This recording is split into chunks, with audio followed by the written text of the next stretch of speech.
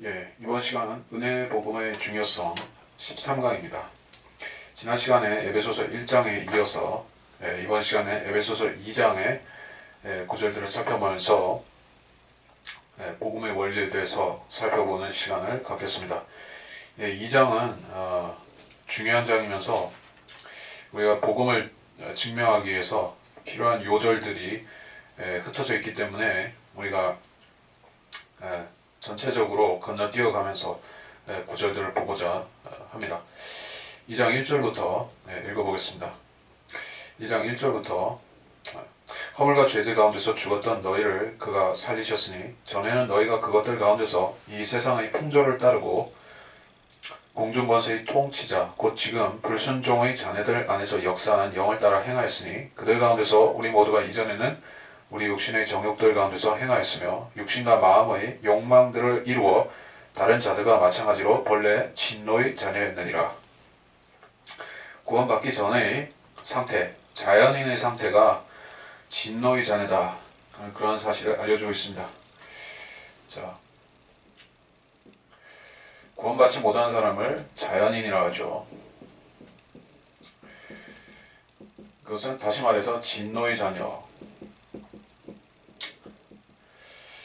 마귀의 자녀라는 뜻입니다. 다른 말로 또한 불순종의 자녀라고도 얘기를 하는데, 자, 이 말이 무슨 말인가? 구원받지 못한 자연인, 거듭나지 않은 죄인은 아무리 선한 일을 한다 할지라도 그의 모든 선한 일들은 하나님께 진노받게는 되지 않는다. 최선을 다해도 지옥에 간다는 뜻인 것이요. 그래서 진노의 자녀인 것입니다. 자, 이것이 전적 타락이라는 교리가 칼빈주의에 있죠.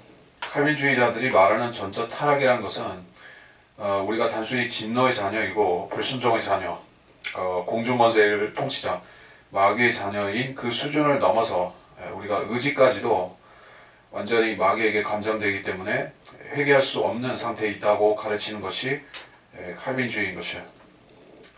그래서 칼빈주의자들은 우리가 의지를 가지고 영접한다는 것 자체를 무시로 일어날 수 있는 사건이 아니라 성령께서 특별히 뭔가 조치를 해줘야만, 특별한 은혜를 부어주셔야만 회개도 할 수 있다라고 가르치는 것이에요. 그러나 우리가 예수 그리스도를 구주로 믿겠다, 내가 예수님을 주님으로 영접하겠다 하고 결단하는 것은 성령께서 우리 의지를 사용해서 믿으라고 하시는 것이지, 수동적으로 피동적으로 가만히 있으면 믿어진다는 얘기가 아니죠. 그래서 칼빈주의자들은 그걸 잘못 가르치는 것이요. 우리가 불순종의 자녀이고 마귀의 영을 따라서, 마귀를 따라서 행하는 것은 사실이지만 구원받지 못한 사람들이 그럼에도 그들은 언제든 복음을 듣고 예수 그리스도를 영접하고자 할 때 그들은 자기 의지로 결단할 수 있다, 믿을 수 있다 하는 것이요. 3절에 다시 계속해서 이전에는 육신의 정욕들 가운데서 행하였다.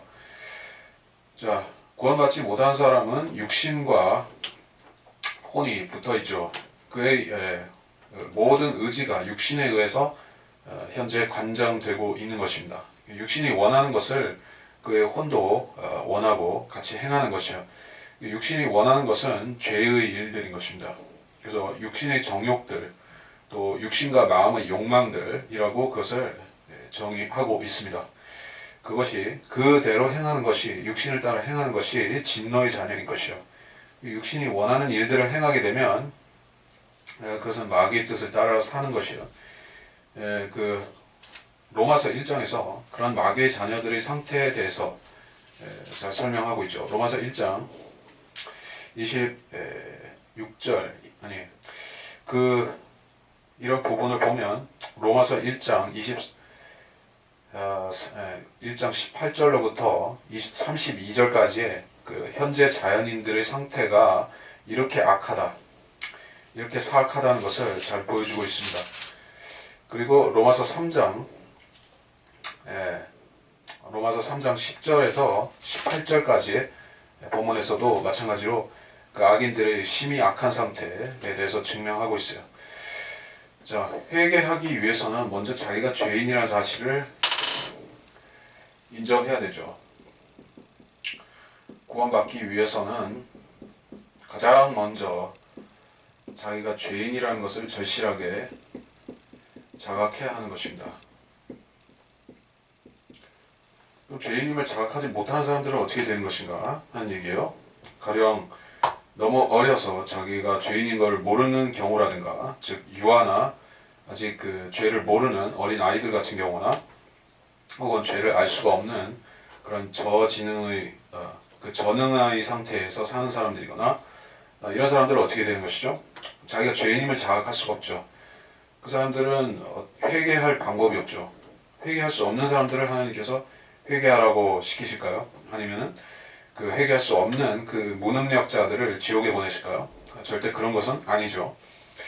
하나님께서 회개하라고 말씀하시는 대상은 본문 2장, 본문 2절 3절에서 말씀하는 바, 이런 자아 의지로 죄를 짓고 자기가 죄인임을 자각하고 있고 또 회개해야만 된다는 사실을 마음에서 느끼고 있는 그러한 죄인들을 말씀하는 것이요. 자, 그 구원의 대상은 자기가 죄인임을 자각하고 회개의 필요성을 아는 사람들이다 하는 얘기였습니다. 그것이 복음을 듣는 대상인 것이요. 좀 더 몇 구절을 살펴보겠습니다. 자, 5절을 한번 보겠습니다. 죄들 가운데서 죽었던 우리를 그리스도와 함께 살리셨으니 너희가 은혜로 구원을 받은 것이니라. 자, 이게 은혜 복음이 이 뜻인 것이요. 하나님의 은혜가, 죄인들에 대한 은혜가 어디서부터 나왔다는 얘기죠? 십자가에서부터 무제한적인 용서가 여기서 흘러나온 것입니다. 여기서 비롯된 것이요. 자, 율법은 죄인을 정죄하고 죄인을 심판하고 그 사람이 형벌을 내리고 지옥에 보내고 하는 것이 율법이죠. 근데 은혜라는 것은 그 사람이 잘못한 것을 따지지 않는 것이요. 엄청난 죄를 지었든지 하나님 앞에 얼마나 가증한 짓을 했든지 그걸 따져 묻는 것이 아니라 용서받는 유일한 방법이 예수 그리스도 안에 있음을 알려주고 그 사람에게 무제한적인 은혜를 주어서 죄들이 용서받게 하는 것이요. 하나님께서 십자가에서 죄인들에게 부어주시는 은혜가 그렇게 무제한적인 사랑이고 은혜라는 것입니다.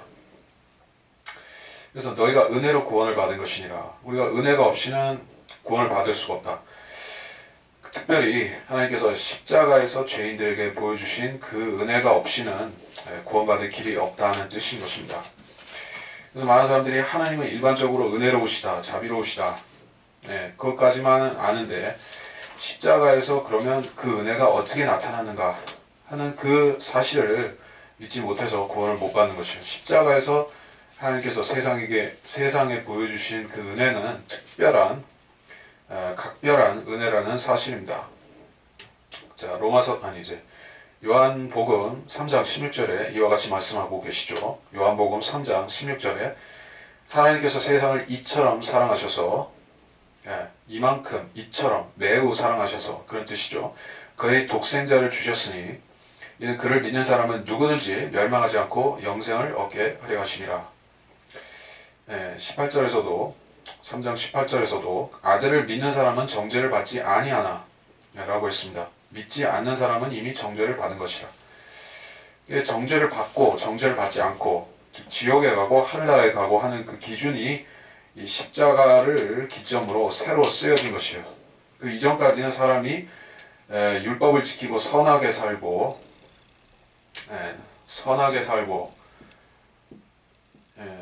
율법을 준수하고 희생제를 드리고 하나님을 신뢰하면서 하나님의 명령들을 준행하고, 자, 구약시대 그렇게 구원을 받았습니다. 행위도 있었고 율법을 지키는 행위도 있었고 하나님을 신뢰하는 믿음도 같이 있었어요. 그러나 결국에 행위가 없이는 믿음이 혼자 구원받는 수단이 아니었던 것입니다. 그런데 이 십자가에서 하나님께서 이 구속의 역사를 완전히 새로 쓰신 것이에요. 그래서 지금은 행위가 없이 완전히 십자가에서 주님이 하신 일만 믿고 사람이 구원을 받게끔 지금 완전히 시대가 바뀐 것이요. 그게 은혜 복음입니다. 6절에 또 함께 일으키사 그리스도 예수 안에서 천상에 함께 앉히셨으니 누구와 누구를 같이 함께 일으키셨다는 것이죠. 그리스도가 죽었다가 부활하시는 그 순간에 주님께서는 지금 그 후에 이 교회 시대에 쭉 구원받을 모든 사람들을 영적으로 함께 살리셨다는 것이에요. 우리가 구원받을 때 여러분은 영적으로 십자가와 그 부활에 동참하는 것입니다. 영적으로 동참한다. 십자가 및 부활에, 물론 이 사이에 죽음도 있죠. 십자가, 죽음, 앤드 부활에 우리는 실질적으로 영적이지만 우리가 우리 안에서 동참하는 것이에요. 동참한다. 구원받은 사람은 이런 과정을 거친 것이에요. 주님께서는 사흘날과 사흘밤을 무덤 속에 계셔야 했지만 우리가 구원받는 데 있어서는 그런 시간적인 것이 필요하지 않죠. 단숨에 구원받을 수 있죠. 그것이 십자가의 그 구원의 능력인 것입니다. 주님께서 행하신 위대한 구속의 능력이 우리가 몇 초 더 구원을, 우리가 예수님을 구주로 고백하는 그 단 몇 초에 구원을 받게 하시는 것이 이게 십자가의 놀라운 능력인 것이요. 그리고 우리를 그리스도 안에서, 예수 안에서 천상에 함께 앉히셨다 말씀하고 있죠. 천상이 어디예요? 천상. 그러니까 성경은 천상의 몸도 있고 그 celestial body가 있고 그 천상이라는 장소가 따로 있다고, 사람들이 흔히 이거를 천국이라고, 한국 사람들은 그렇게 얘기를 하지만은 그 개역 성경을 쓰는 기존 교인들 자체도 마태복음에만 그렇게 나오는 천국이란 말이 나오는 것을 그 사람들도 잘 모르고 쓰고 있는 것입니다. 하나님께서 바울을 셋째 하늘로 데려가셨던 그 장소, 또 주님께서 낙원이라고도 말씀하셨던 그 주님과 함께 죽은 그 강도가 간 그 낙원이 아니라 셋째 하늘에 있는 그 낙원을 말하는 것이요. 그 장소는 하늘나라라고 불러야 되는 것이요. 왜냐하면 천국, 킹덤 오브 갓이라고 하는, 킹덤 오브 헤븐이라고 하는 이 천국이라는 장소는 주님께서 특별히 이 땅에 통치하시는 천년왕국을 가리키는 신학적인 용어이기 때문에, 또 성경적인 용어이기 때문에 구별해서 쓴다는 것입니다. 천상에 함께 앉히셨다는 것은 우리가 영적으로 이미 셋째 하늘에 가 있다는 뜻인 것이요. 함께 앉아 있다는 것은 주님께서 보좌에 앉아 계시죠. 주님이 보좌에 앉아 계시고 우리는 영적으로 그분의 몸이 되어서 보좌에 또 하나 같이 앉아 있는 것입니다. 그러나 우리가 실질적으로 우리의 육신의 몸은 이 지상에 있고 우리 혼도 이 지상에 있죠. 그래서 우리는 이쪽에도 있고 저쪽에도 같이 있는 것이요, 존재가. 이게 구원입니다. 이만큼 구원의 보장, 또 구원이 우리 자신으로부터 비롯되지 않았다는 것을 확실히 증명해 주는 구절이 어디 있겠습니까? 근데 많은 사람들이 이런 구절을 건성으로 넘기는 것이요. 구원받은 것을 그냥 개인의 그런 그 믿음으로 치부하거나 그냥 그 지식적인 것으로 치부하고 넘기려고 하는 것이요. 그러나 구원은 하나님께서 우리 그 영을 셋째 하늘에 앉히신 것이요. 분명히 초자연적인 사건이, 초자연적인 일들이 우리 안에서 일어난 것이요.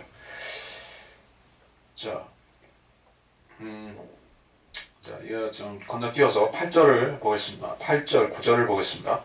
너희가 믿음으로 말미암아 은혜로 구원을 받았으니 이것은 너희에게서 난 것이 아니요 하나님의 선물이라. 행위에서 난 것이 아니니 아무도 자랑하지 못하게 하려 하심이라. 이 유명한 구절이고 구령을 위해서 필수적으로 늘상 사용하게 되는 구절이죠. 근데 늘상 사용하고 익숙한 구절일수록 우리가 의미를 깊이 모르고 지나갈 때도 있습니다. 그래서 잘 알고 묵상도 많이 하고 그런 구절이라 할지라도 여러분이 다시 곱씹어 보면서 새로운 의미가 있는지 한번 확인해 보는 것도 좋은 계기가 될 것이에요. 그래서 보시면 믿음으로 말미암아 은혜로 구원을 받았다라고 했죠. 구원의 1차적인 그 동력은 믿음인 것이에요. 믿음이 없이는 되지가 않는다. 근데 은혜로, 믿음과 은혜가 같이 작용해서 구원을 받았는데 자, 그러면은 믿음은 우리 안에서 우러나온 것이고 은혜는 위에서 주어진 것이고 그러냐 하면 그렇지 않다는 것이요. 사실 우리가 예수님을 구주로 믿을 수 있는 믿음 자체도 하나님이 주셔야지 되는 것이요. 그리고 은혜는 우리가 믿을 때 구원받은 우리가 예수님의 이름으로 값없이 죄가 용서되는 것이 하나님의 은혜인 것이요. 예. 그러니까 우리가 십자가를 바라보고 예수 그리스도를 믿을 수 있는 믿음도 있어야 되고 하나님께서 그때 죄를 용서해 주시는 은혜도 같이 있어야 되는 것이요. 근데 하나님 편에서는 죄인이 회개할 때 이 두 가지를 같이 주신다는 것입니다. 하나님께서는 즉시 이 두 가지를 같이 주시는 것이요. 그럼 내가 믿겠다 하면은 그 순간에 믿어진다는 것입니다. 그러면서 은혜가 온다는 것이요. 많은 사람들이 믿음 따로 은혜 따로라고 생각하고 내가 예수를 믿기는 믿었는데 아직 은혜를 못 받았다 이렇게 생각하는 사람들이 많이 있습니다. 그러니까 기존 한국 교계에는 그런 식으로 잘못 가르치는 사람들 투성인 것이요. 그래서 예수를 믿기는 믿었으나 아직 은혜가 없어서 기도원에 가서 은혜를 갈구하는 사람들도 있고 부흥회에 가서 은혜 받겠다고 또는 심지어 은사주의자들이 가서 방언하고 뭐 기타 체험들을 하면서 은혜를 구하는 사람들이 투성이인 것이요. 근데 그런 사람들이 은혜를 구한다고 하면서 실질적으로 보면 아직 믿지 않는 것이요. 믿었으면 은혜가 반드시 오게 되어 있는 것입니다. 예수님을 구주로 믿고 예수님을 구주로 영접해서 구원할 확신이 있음에도 은혜가 없는 상태에 있다면 그 사람은 아직 믿지 않은 것이요. 그러니까 이게 아주 간단하죠. 그러니까 이 두 가지가 같이 나타나는 것이기 때문에 그러니까 제가 말하는 이 은혜라는 것은 무슨 외적인 뭐 방언이나 이런 표적을 말하는 것이 아니에요. 방언이나 병고침 이런 외적인 증거를 말하는 것이 아닙니다. 그 사람들은 그러니까 은사주의자들은 이런 것들이 있으면 은혜라고 말하는 것이요. 근데 우리가 말하는 성경대로 믿는 그리스도인들이 말하는 은혜라는 것은 우리가 구원받은 것 자체에 감격하는 또 우리가 죄 용서함을 받은 것 자체에 감동하는 그 은혜를 말하는 것이요. 그 은혜는 무슨 방언이나 병고침처럼 그런 육신적인 외적 표적을 가져오는 것이 아니라 우리 마음속에 쭉 흘러 있는 것이 흘러 나오는 것이요. 주님께서 말씀하셨죠. 나를 믿는 사람은 배에서 생수의 강이 흘러날 것이다. 그 사마리아 수칼장에서 그 여인에게 말씀하셨죠. 요한복음 4장에 나오지만 지금 찾아서 읽지는 않겠습니다. 자, 배에서 생수의 강이 흘러나옵니다. 이거는 그 실질적인 그 생수도 말씀하시지만은 우리 은혜를 또한 말씀하신 것이요. 그러니까 믿는 사람은 주님께서 예수님을 구주로 믿는 사람은 그 사람의 속에서 그 구원 자체로 말미암아서 은혜가 나온다라고 하셨습니다. 그리고 우리가 믿을 때 그 순간에 우리에게는 두 가지가 같이 임하는 것이요. 믿음과 그리고 은혜. 우리가 그 하늘의 선물, 하나님의 선물을 이 선물들을 받기 위해서 해야 될 일은 예수님을 구주로 믿겠다. 내가 죄인임을 인정하고 십자가에 내 죄를 맡기겠다 하는 그 단순한 의지적인 결단만 있으면 되는 것입니다. 주여 내가 믿겠습니다 라고 하는 그 의지적인 결단인 것이요. 내가 믿겠다고 결단하면 주님께서 정말 내가 믿을 수 있도록 믿음도 주시는 것입니다. 의지가 아직 없다고 하면 내가 믿겠다는 확실한 의지가 없다면 회개하지 않은 것이고 회개하지 않았다면 믿음도 은혜도 없는 것이요. 자, 분명히 말씀하시죠. 8절 하반절에서 이것은 너희에게서 난 것이 아니다. 하나님의 선물이라고 했습니다. 자, 이 하나님의 선물이고 여러분이 열심히 구해서 받는 어떤 노력의 결과물이 절대 아니라는 것을 꼭 인식해야만 됩니다. 또 다시 9절에서 재확인해 주고 있는데 행위에서 난 것이 아니니 아무도 자랑하지 못하게 하려 함이라고 했습니다. 여러분이 예수님이 내 죄를 용서해 주셨다는 사실을 세상에다 간증하고 세상에다 자랑할 수 있습니다. 그래요. 예수님의 피가 나를 구속해 주셨다는 사실은 세상에 항상 자랑할 만한 일인 것이에요. 여러분은 자랑해야 되고 또 마땅히 그럴 만한 일인 것입니다. 근데 여기서 자랑하지 말라고 한 일이 무엇이죠? 행위에서 난 것이 아니다라고 했습니다.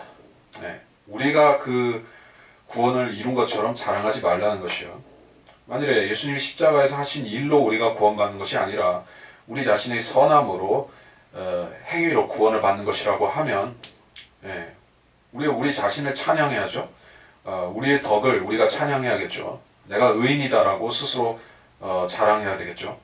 그러지 말라는 것이요. 왜냐하면 따지고 보면 믿음이건 은혜건 전부 하나님께서 위에서 선물로 주신 것이고, 우리가 한 것은 무엇이 있습니까? 내가 믿겠습니다라는 순종과 그 믿음의 고백만이 있었던 것이요. 내가 믿어지지는 않지만 하나님께서 그렇게 말씀하셨으니까, 하나님 말씀이 그러니까 내가 정말 믿어보겠습니다 하는 그 결단밖에 없었던 것이요. 그게 대단한 일은 아니죠. 그는 유치원생도 할 수 있고 무학자도, 공부를 못한 무학자도 다 할 수가 있는 것이요. 예, 아프리카 토인 원주민들도 다 할 수 있는 일인 것입니다. 꼭 대학에서 석박사를 받고 신학을 전공하고 그런 사람들만 할 수 있는 일이 아니란 얘기예요. 얼마나 쉬운 일입니까? 예, 여러분이 유치원생도 할 수 있는 그 간단한 일을 하고서 내가 위대한 일을 했다라고 자랑하겠습니까? 그럴 수 없는 일이죠. 근데 많은 이 교회 다니는 형식적인 교인들은 자기가 구원받은 그 사실을 행위와 결부시켜서 스스로를 높이는 것이요. 예, 이게 진짜로 구원받은 사람이 볼 때는 굉장히 유치한 일이죠. 예, 마치 전응과 같은 일인 것이요. 정작 그 사람들이 구원을 받았다면 모르겠지만 구원도 받지 못한 채로 자랑하고 있는 사람들을 보면, 그리고 정말로 예수님을 구주로 믿고 죄사함의 확신이 있는 사람들을 그러한 행위구원자들은 조롱하죠. 또 비난을 하죠. 그런 걸 보면 참 아이러니한 일인 것입니다. 자, 그래서 어디 또 어떤 구절을 또 보겠는데,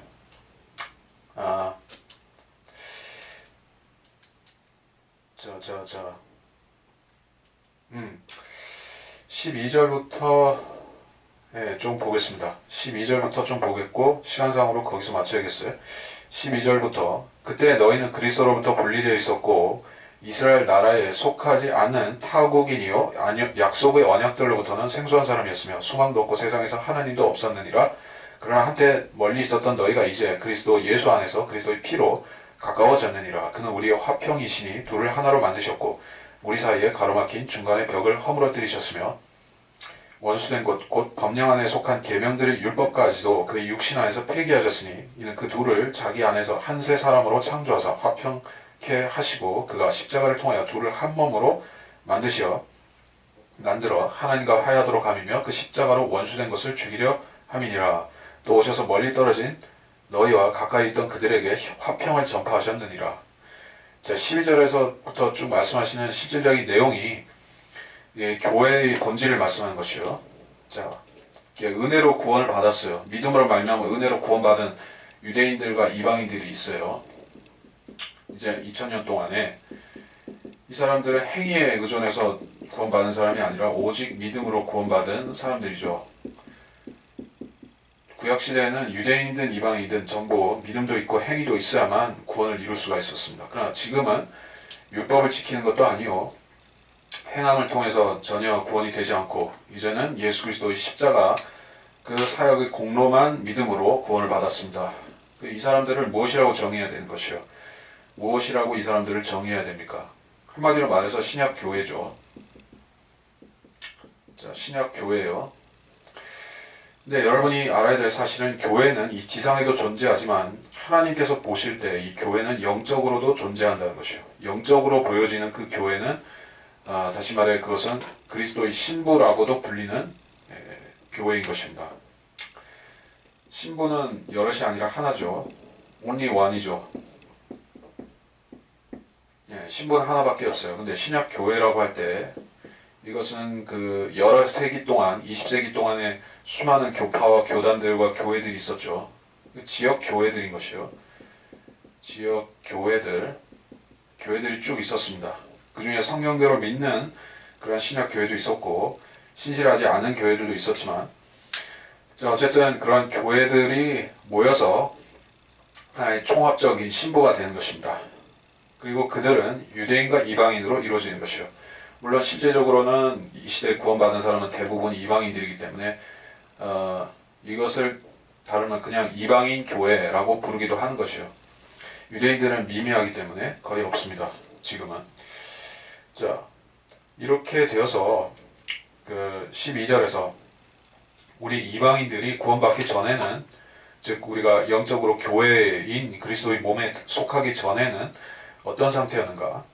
하나님이 없었고 소망도 없고 약속의 언약들, 구약, 신약 그리고 이스라엘 백성에게 하신 언약들로부터 소외되어 있었어요. 그러니까 이스라엘 백성은 땅을 상속받기로 된 민족이었었죠. 우리도 그리스도 안에서 천년왕국 통치의 약속도 같이 받죠. 이스라엘 나라에 속하지 않은 이스라엘 나라 커먼웰스라고 되어 있는 그 영어에서 이것은 이스라엘 나라라는 것은 아브라함, 이삭, 야곱 그 언약 공동체를 말하는 것이요.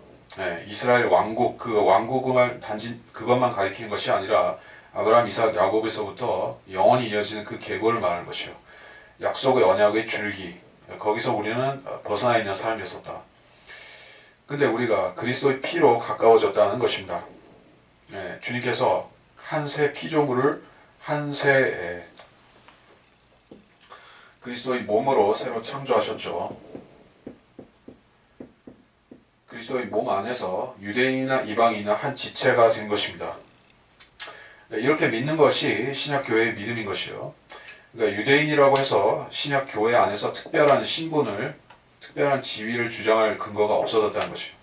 유대인들은 제사장도 있고, 랍비도 있고, 그리고 유대인들은 자기 나름의 그 종교 체계 질서가 있죠. 지금 유대인들은 물론 제사장을 제도를 하지 못하기 때문에 랍비들이 그런 그 예배를 그 종교 행위를 주관하고 있지만은 그리스도 안에서는 목회자와 그리스도인 자체가 같은 성도죠. 그리고 유대인이나 이방인이나 차별이 없습니다. 신분상의 차별도 없고 사역에 있어서 차별도 없습니다. 근데 오늘날까지 그 성경대로 믿는 교회는 이런 사실을 알지만은 믿지 않는 교회는 여전히 그 구약적인 질서에 얽매여 있는 것이요. 그 구약적인 게 뭐냐면은 소위 요한계시록에 나오는 니콜라파 그러니까 성직자 평신도를 가르면서 성직자만의 특권을 주장하고 또 성직자들은 백성을 지배하는 형태, 평신도를 지배하는 형태를 그 제사장 제도 비슷하게 가져온 것이요. 구약에서. 그것은 그 성경적인 질서가 아닙니다. 교회 안에서는 하나님께서 유대인과 이방인 이 철벽과도 같았던 구약 시대, 그렇죠. 절대로 물과 기름처럼 섞일 수가 없는 두 존재였습니다. 유대인과 이방인. 어떤 면에서는 완전히 다른 별나라 인종들 같은 처지였었죠. 그런데 그 두 족속을 한 부류로 만드신 것이요. 이게 하나님께는 가능한 일이지만 사람들은 상상하기 힘든 일인 것입니다. 왜 이런 것이 필요할까? 또 의문을 갖는 것이요. 유대인은 유대인대로 살면 되고 이방인은 이방인대로 살면 되는 것이지 왜 둘을 하나로 만드셨을까? 근데 그것이 하나님의 뜻이었고 또 그 하나님께서 이런 놀라운 일을 행하실 수 있다는 것을 또 천상에 있는 피조물들과 세상의 모든 사람들에게 보여주시고자 함이었다는 것이요. 그래서 복음의 본질은 화해이죠. 화해. 복음, 그리스도의 복음의 본질은 하나님과 원수된 인간들의 화해가 있고 죄인과 죄인의 화해가 있습니다. 그 중에서 유대인과 이방인이 하나로 화해한 것이요. 영적으로. 많은 사람들이 교회는 세상과 성별하고 세상과 떨어져서 그 하나님께 성별해야 된다는 그 개념을 흐리면서 이 화해를 가지고 교회가 세상과 화해해야 된다. 이런 식으로 세상과 교회가 연합해야 된다. 세상과 교회를 화해시키려고 하는 것이요. 근데 그것은 목적 자체가 틀린 것입니다. 하나님께서는 그 유대인과 이방인이 화해해서 교회 안에서 그 신실한 성도들이 되는 것은 하나님께서 허락하시는데 그 이미 영적으로 교회의 멤버가 된 사람들이 세상과 다시 화해하려고 한다면 그것은 개가 토한 곳으로 돌아가는 일과 같이 하나의 배교로 간주하신 것이요. 교회가 세상과 연합하면 비참한 일이 발생하는 것이요. 그런 것은 우리가 요한계시록에서 7 교회를 말씀하시는 그 말씀들을 살펴보면 반복적으로 발생하죠. 2000년 동안 수많은 사람들이 우리 교회는 예외일 것이다.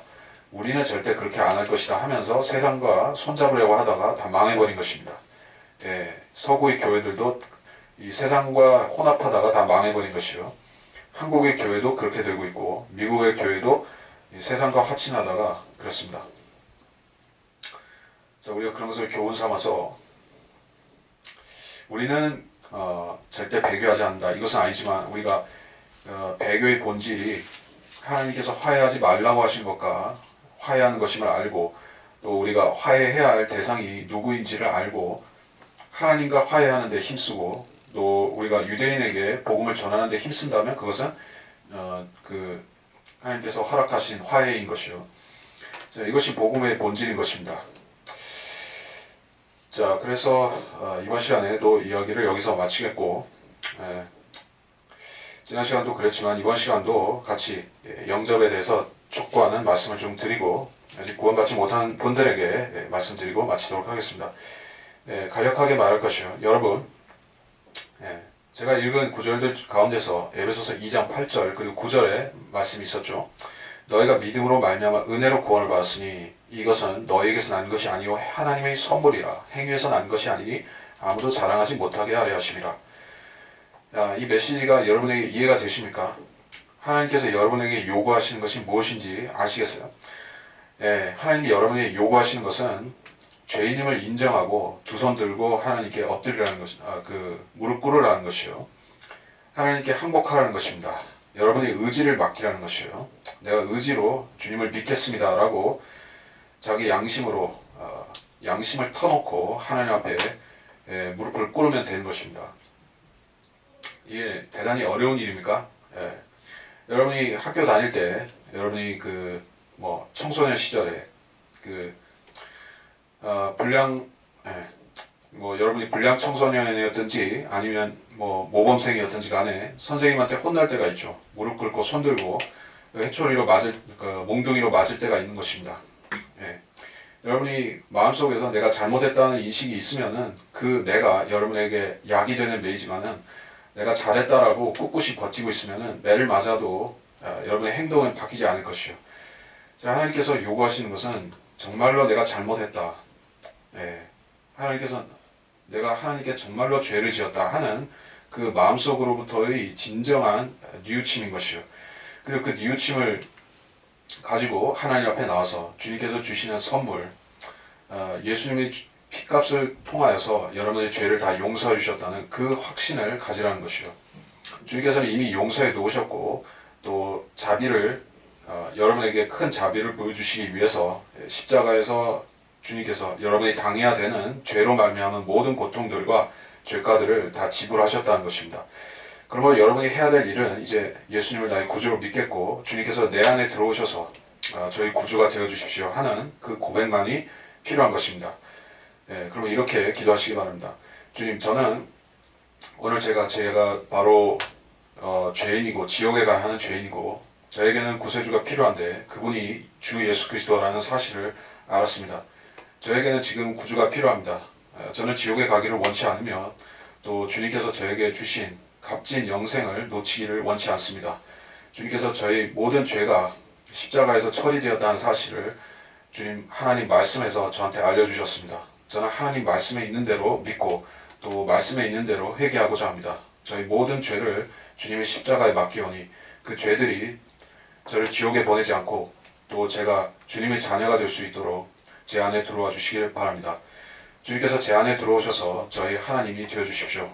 주 예수 그리스도의 이름으로 기도합니다. 여러분이 진심으로 담아서 이렇게 기도하셨다면 오늘 구원을 받고 하나님의 자녀로 새 탄생하신 것입니다. 꼭 이렇게 하시고 여러분 앞에 놓여있는 하나님의 선물을 놓치지 마십시오. 여기서 마치도록 하겠습니다.